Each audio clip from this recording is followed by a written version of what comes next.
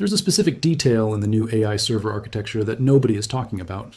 You won't find it in the glossy marketing slides from NVIDIA. You won't hear about it on CNBC, and you certainly won't see it mentioned in the quarterly earnings reports that drive the stock market. The analysts are looking at the software capabilities. They are counting the teraflops. They are marveling at the generative AI models that can write poetry or code in Python. But they are missing the hardware reality that makes it all possible. If you dig deep into the engineering white papers, the ones written by the thermal engineers and the material scientists who actually have to build these things, you find a terrifying problem. It is a problem of physics. It is a problem of heat. The new generation of AI chips, specifically the Blackwell architecture and the H200 series, has pushed silicon to its absolute thermal limit. We are no longer talking about a chip that runs like a light bulb. We are talking about a chip that has the power density of a nuclear reactor core, shrunk down to the size of a coaster. These chips are pushing 1,000 watts to 1,200 watts of power per package. To put that in perspective, your entire gaming PC might pull 500 watts. This is a single chip, pulling double that, concentrated in a space smaller than your iPhone. When you push that much electricity through a microscopic circuit, you generate heat. Massive, destructive heat. If you cannot move that heat away from the silicon instantly, in microseconds, the chip melts, it throttles. The billion-dollar investment turns into a paperweight. For the last 30 years, the electronics industry has relied on copper and tin lead solder to handle this job. Copper is cheap, it's abundant, it works good enough, but good enough died last Tuesday. The physics of the new Blackwell architecture has broken the copper standard. Copper simply cannot move the electrons fast enough, and it cannot move the heat away fast enough to keep these new engines running at peak efficiency. The resistance is too high, the thermal conductivity is too low. So, the engineers have quietly made a switch. They haven't announced it to the press because they don't want to panic the commodities markets. But if you look at the supply chain, orders for thermal interface materials and sintering pastes, the signal is screaming. They are switching to silver, not just a little bit of silver. They are moving to pure silver sintering, silver-plated bus bars, and silver-loaded thermal interfaces. This is the Blackwell shock. It is the realization that the entire AI revolution, the trillions of dollars in market cap, the future of the global economy, is resting on a foundation of the one metal that Wall Street thinks is just a poor man's gold. In this video, we are going to ignore the stock price. We are going to ignore the hype. We are going to look at the physics. We are going to calculate the ounces. And we are going to show you why the industrial demand for silver is about to detach from reality. Physics doesn't care about the COMEX price. Physics only demands conductivity. And right now, physics demands silver. To understand why silver is suddenly critical, we have to understand why the old way of making chips is dead. For decades, we lived by Moore's law. We could just shrink the transistors, make them smaller, and they get faster and cooler. We went from 14 nanometers to 10 to 7 to 5 to 3. But we have hit a wall. We are down to the atomic level. You cannot make the transistors much smaller without quantum tunneling effects ruining the calculation. So, how do companies like NVIDIA and AMD keep making faster chips if they can't make them smaller? They make them bigger, and they stack them. The Blackwell B200 isn't just one chip. It is two massive dies of silicon, stitched together, sitting on top of a mountain of HBM3E memory stacks. It is a system on a chip. This approach keeps the speed going up, but it comes with a deadly cost: power density. When you pack 208 billion transistors into a single package and ask them all to fire simultaneously for an AI training run, the flow of electricity is unimaginable. We are talking about currents that rival a welding arc, passing through wires that are thinner than a human hair. This creates a phenomenon known as joule heating. As electrons push through a conductor, they bump into the atoms of the material. That friction creates heat. If the material is copper, the resistance is low, but it's not zero. At 1,000 amps, which is what a rack of these chips demands, that tiny bit of resistance creates a massive amount of waste heat. This is where the difference between copper and silver becomes a trillion-dollar issue. Silver is the most electrically conductive element in the known universe. Period. It is about 7% more conductive than copper. In the old world of 100-watt CPUs, that 7% didn't matter. It wasn't worth the extra cost. Who cares if your laptop runs 2 degrees hotter? But in the world of 1,000-watt AI GPUs, that 7% is the difference between success and failure. That 7% efficiency gain means you can run the clock speed higher. It means you save megawatts of power across a data center. It means the chip doesn't melt. But it's not just electrical conductivity, it is thermal conductivity. You have to get the heat out of the silicon and into the cooling system, the liquid cooling plate. To do that, you need a material that acts as a bridge. This is called the thermal interface material, or TIM. For years, We used polymer pastes or cheap solders. But at 1,000 watts, those materials act like insulators. They are thermal bottlenecks. The heat gets stuck on the chip because the solder can't transfer it fast enough. Enter silver sintering. This is the tech that is changing the game. Instead of melting a tin lead solder, manufacturers are now using a paste made of pure silver nanoparticles. They apply pressure and heat, and these particles fuse, or sinter, into a solid, porous silver layer. This silver layer has a thermal conductivity that is 3x to 5x higher than traditional solder. It is a thermal superhighway. It sucks the heat out of the Blackwell GPU and dumps it into the cooling plate instantly. Without silver sintering, the Blackwell chip would thermally throttle in seconds. It simply wouldn't work. So, every single one of these high-end chips rolling off the TSMC assembly line is essentially glued together with pure silver. Let's get technical for a minute, because the devil is in the details, and the details are where the demand comes from. Traditional soldering involves melting a metal alloy, usually tin, silver, and copper, SAC305, to join two surfaces. The melting point is around 217 degrees Celsius. The problem with soldering is that it creates intermetallic compounds. These are brittle layers where the metals mix. Under the extreme thermal cycling of an AI chip, going from idle to 100% load in milliseconds, these brittle layers crack. This is called fatigue failure. If the solder cracks, the chip dies. Silver sintering is different. It doesn't melt the metal, it uses surface diffusion. The silver nanoparticles are so small that they want to fuse together to reduce their surface energy. When you sinter a joint, you are creating a bond that is effectively pure silver. The melting point of pure silver is 961 degrees Celsius. Why does this matter? Because the Blackwell chip runs hot. If the chip gets close to the melting point of the solder, the joint gets weak. But with silver sintering, the bond is rock solid up to 900 degrees. You could essentially put the chip in a blast furnace and the bond would hold. This reliability is non-negotiable for hyperscalers like Microsoft, Google, and Amazon. They are deploying 100,000 of these chips. They cannot afford to have a technician go in and replace a $30,000 GPU because a solder joint cracked.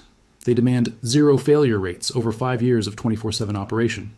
The only material that provides that reliability, that thermal performance, and that electrical efficiency is sintered silver. The industry data supports this. According to recent semiconductor packaging reports, the market for silver sintering pastes is growing at a CAGR, or compound annual growth rate, of over 30%. This is the fastest growing segment in materials science.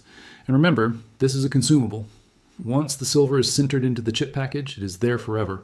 It is very difficult to recycle because it is fused to the silicon and the copper substrate.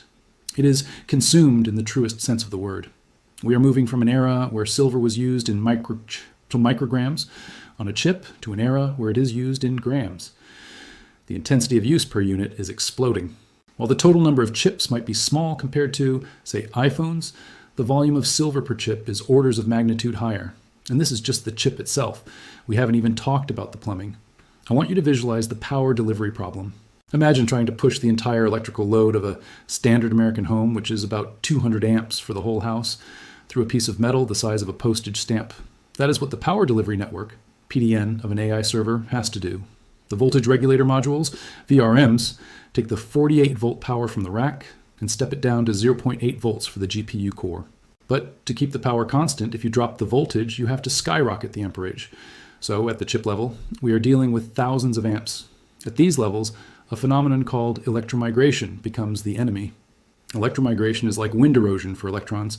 The flow of electricity is so intense that the electrons actually physically knock the atoms of the metal out of place. Over time, the wire gets thinner and thinner until it snaps. Copper is susceptible to electromigration. Silver is far more resistant. And specifically, silver-copper alloys and silver plating are used to mitigate this. If you look at the bill of materials for a high-end server motherboard, the HGX H100 or the GB200 NVL72, you see a massive increase in silver content in the capacitors, the resistors, and the busbar plating. The passive components, the tiny little bricks you see on a motherboard, are multi-layer ceramic capacitors, MLCCs. A standard AI server board has thousands of these MLCCs to stabilize the power. What are MLCCs made of? Alternating layers of ceramic and silver palladium or pure silver electrodes. The number of MLCCs in an AI server is 10 times higher than in a standard CPU server. Why? Because the power fluctuations of an AI workload are insane. The chip goes from 0 to 100% load instantly. You need massive capacitance to smooth out the ripple. More capacitors means more silver. So when Wall Street analysts say industrial demand for silver is flat, They are looking at the old data. They are looking at toaster ovens and standard laptops. They aren't looking at the GB200 NVL72 rack, which is essentially a solid block of precious metals designed to calculate the future. The spec sheet has changed. The requirements have shifted from low cost to high performance. And in the periodic table of elements, high performance sits at atomic number 47. Now, we are going to zoom out. We've looked at the chip. Now we need to look at the rack, because if you think the chip uses a lot of silver, wait until you see the cables. We're going to talk about the skin effect and why the data center of the future is being wired with silver-plated arteries. Welcome back. In the first part, we established that the physics of the chip itself, the heat, the power density, demands silver sintering and silver-heavy capacitors. But a chip doesn't float in space. It lives in a rack. And this is where the story gets truly massive. NVIDIA's CEO, Jensen Huang, famously said, "The data center is the new unit of computing." They aren't selling chips anymore. They are selling entire racks. To make 72 chips act like one giant brain, they have to talk to each other instantly. They need to share memory. They need to move terabytes of data per second. This requires a cabling system called the NV-Link switch system. If you look at the back of these racks, it looks like a waterfall of copper. But it's not just copper. This is where high-frequency physics comes into play. The data rates on these cables are hitting 224 gigabits per second per lane. At these frequencies, electricity behaves very strangely. It stops flowing through the center of the wire and starts flowing only on the skin of the wire. This is called the skin effect. Let's break down the skin effect because it is the single most important physics concept for understanding silver demand in 5G and AI. Imagine a water pipe. Normally, water flows through the whole pipe. Now imagine that, as the water moves faster, it gets pushed to the very outer edges of the pipe, leaving the center empty. That is what happens to AC electricity at high frequencies. The current crowds toward the surface. At 224 gigabits per second, the skin depth, the layer where the electricity actually flows, is less than a micron thick. This means that 99% of the copper wire is useless for conducting the signal. The signal is only traveling on the microscopic outer skin. If that outer skin is copper, it oxidizes. Copper oxide is a semiconductor. It's a bad conductor. It ruins the signal. So you have to plate the wire. What do you plate it with? Gold is too expensive and has lower conductivity. Nickel is magnetic, which messes up high-frequency signals. Aluminum is terrible. The only choice is silver. Silver has the highest conductivity, and importantly, silver oxide is also conductive. Even if it tarnishes, it still passes the signal. So every single high-speed cable in the NVLink system, the miles of cabling inside a single GB200 rack, is silver-plated copper. The industry standard is usually creating a plating thickness of about 1 to 3 microns of pure silver over the copper core. You might think, a few microns? That's nothing. Do the math on the volume.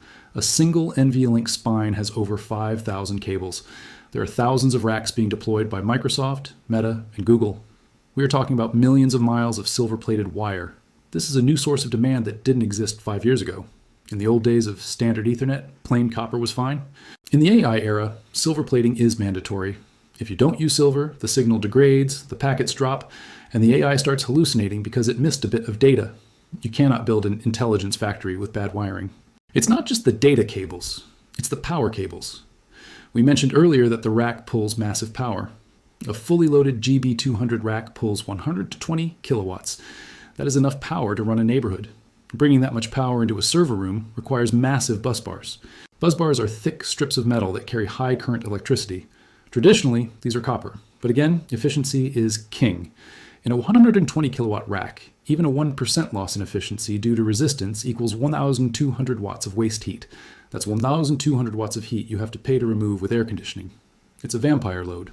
To minimize this resistance, data center designers are increasingly moving to silver-plated bus bars at the connection points. Every time you bolt a bus bar to a server shelf, you create a contact resistance point. If that contact is bare copper, it oxidizes and gets hot. If it is silver-plated, the contact remains cool and efficient. Furthermore, the industry is moving from 12-volt architecture to 48-volt architecture to improve efficiency. This switch requires a whole new set of connectors, fuses, and relays. The high-end connectors in the 48-volt ecosystem specify silver plating on the contacts to handle the arcing and the heat. We are seeing a complete overhaul of the power skeleton of the data center. The old Category 5 copper world is being ripped out. The new AI-scale silver-plated world is being installed. This infrastructure build-out is happening right now. Microsoft is building a $100 billion Stargate supercomputer. Meta is buying 350,000 B200s. Each one of those deployments requires the silver skeleton to function. Wall Street counts the chips because they are easy to count. They forget to count the ounces of silver in the walls, under the floor, and in the back of the rack that make the chips work. And let's try to put a number on this. The Silver Institute and other bodies track electrical and electronics demand. It's usually a steady number, but they classify industrial in very broad terms. We need to look at the specific growth of the high-performance computing sector. Estimates suggest that by 2027, AI data centers could consume as much electricity as the entire country of the Netherlands. If electricity consumption scales that high, the conductive material required to move that electricity must scale linearly with it. If copper demand is projected to double, silver demand for the high-performance tips, contacts, and platings of that copper must also double. But here is the bottleneck. We produce 25 million tons of copper a year. We only produce 26,000 tons of silver. The ratio is roughly 1,000 to 1. The AI industry is trying to force a massive amount of electrical throughput through a physical infrastructure that is supply constrained. They can print more money to buy chips. They can build more factories to make chips. But they cannot print silver. And unlike gold, which sits in a vault, this silver is being buried in the infrastructure. When you plate a wire with silver and bury it in a data center wall, that silver is gone for 20 years. When you sinter silver into a GPU die, that silver is effectively gone forever. Recycling rates for e-waste are notoriously low, especially for nanolayers. This is a consumptive fire. The AI revolution is burning silver to create intelligence. Every ChatGPT query, every Midjourney image, every autonomous driving mile calculated, it all runs through a silver conduit. The demand is inelastic. This is a crucial economic concept. Elastic demand means if the price goes up, you buy less. If beef is expensive, you buy chicken. Inelastic demand means you buy it no matter what the price is. Does NVIDIA care if silver is $30 or $300? No. There is maybe $100 worth of silver in a $40,000 chip system. This is the definition of a squeeze. You have a buyer, big tech, with infinite pockets and inelastic demand. You have a supplier, mining, with fixed declining output. And you have a market, the COMEX, that thinks the price is determined by interest rates and jewelry trends. Something has to break. In part 3, we are going to look at that market disconnect. We are going to explain why the paper price of silver is completely ignoring this industrial tsunami, and why that creates the opportunity of a lifetime for the physical holder. The physics is undeniable. Now let's look at the economics. Welcome back. We have covered the heat crisis in the chip. We have covered the skin effect in the cabling. Now we have to answer the trillion-dollar question. If silver is so essential to the future of AI, why is the price still languishing in the double digits? Why isn't it trading like a rare earth metal? The answer lies in the analyst blind spot. Most commodities analysts are looking backward, not forward. When they model silver demand, they look at historical charts. They see 50% industrial, 30% jewelry, 20% investment. When they drill down into industrial, they look at solar panels and general electronics. They are modeling general electronics based on smartphone sales and laptop shipments. Since smartphone sales are flat, they assume electronics demand is flat. They are missing the category shift. They are not counting the intensity of use in the AI sector. They don't know about the silver sintering shift. They don't read the white papers on 224G SerDes cabling. To a standard commodities analyst at Goldman Sachs or JP Morgan, a chip is a chip. They don't differentiate between a low-power chip in a washing machine and a 1,000-watt Blackwell monster. But the physical reality is that one Blackwell rack uses more silver than thousands of washing machines. This lag in data creates a massive mispricing. The market is pricing silver as a cyclical industrial metal dependent on GDP growth, but silver has become a structural strategic metal dependent on the AI capex cycle. The AI capex cycle is the only thing growing in the global economy right now. Big tech is spending $200 billion a year on infrastructure. They are buying every GPU they can get. This means they are unknowingly buying every ounce of high-purity industrial silver they can get. Eventually, the inventory data will catch up. We will see the COMEX warehouses drain. We will see the London vaults deplete. And the analysts will scratch their heads and say, where did the silver go? Solar demand was steady, so it must be a mystery. It's not a mystery. It's in the server racks. There's a counter-argument you will hear. It's called thrifting. Bearish analysts always say, when the price of silver goes up, industry uses less of it. They thrift it away. They point to the solar industry, which successfully reduced the milligrams of silver per panel over the last decade. But AI hardware is different. In solar, silver is a cost center. You want to make electricity as cheap as possible, so you try to use copper or aluminum pastes if you can. In AI, performance is the only metric that matters. If you thrift the silver out of a Blackwell chip, it overheats. If you thrift the silver plating off an NVLink cable, the data speed drops. You cannot thrift physics. We are reaching the irreducible minimum. In fact, we are seeing negative thrifting. We are using more silver per unit, not less, because the performance requirements are pushing the materials to their absolute breaking point. When you're racing to build artificial general intelligence, you don't cheap out on the wiring. You don't risk a 100 billion training run failing because you wanted to save $2 on silver paste. The thrifting argument is dead for high-performance computing. Demand is set in stone by the laws of thermodynamics. So we have an explosion in demand. What about supply? This is the other half of the silver shock. While NVIDIA is ramping up production, the silver miners are not. You cannot just turn on a silver mine. It takes 10 to 15 years to permit, build, and ramp up a new mine. And here's the kicker. Most silver isn't even mined from silver mines. 70% of silver is a byproduct of copper, lead, and zinc mining. This means silver supply is capped by the demand for base metals. Even if silver goes to $100 an ounce, a copper miner is not going to dig more copper just to get the byproduct silver if nobody wants the copper. Silver supply is inelastic to the upside. We are entering 2026 with a structural deficit that has lasted for 5 years. The Silver Institute data shows we are burning more silver than we mine, year after year. We have been filling the gap with above-ground stocks, melting down Grandma ST sets and draining the investor vaults. But those stocks are finite. And now, a new vacuum cleaner, the AI data center, has been turned on, and it is set to max suction. We are heading for a collision. The collision between an exponentially growing technology, AI, and a geologically constrained resource, silver. When that collision happens, the price discovery mechanism breaks. The COMEX paper market, which trades billions of imaginary ounces, will be overrun by the physical buyers who need real metal to ship real products. Samsung needs physical silver. TSMC needs physical silver. Foxconn needs physical silver. They cannot settle in cash. They cannot take a paper contract. They will bid the physical price up until it shakes loose the metal they need. What does this mean for you?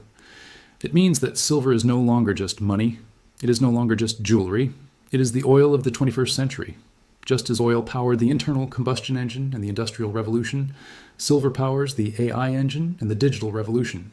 You cannot have the future without this metal, and right now, the market is pricing it like it's a relic of the past. This is the greatest arbitrage opportunity of our lifetime. You have the chance to buy the essential component of the world's most valuable technology at a price that is below the cost of production for many miners. The Blackwell shock is coming. The heat problem is real. The engineering solution is already deployed. The silver is leaving the vaults and entering the furnaces of the semiconductor industry. The silence on the spec sheet speaks volumes. They aren't telling you about the silver because they are busy buying it. NVIDIA knows, Samsung knows, TSMC knows. Now, do not be distracted by the daily price fluctuations. Look at the physics. Heat kills electronics. Silver kills heat. Therefore, silver is life for AI. The ounces are disappearing into the cloud. Make sure you hold onto yours before the rest of the world does the math.